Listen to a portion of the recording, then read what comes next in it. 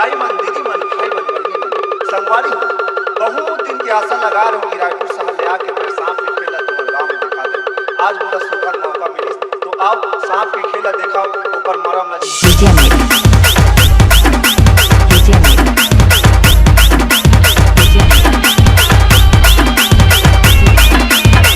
सांप वाला आयो तुम्हारे गाँव मान राजेश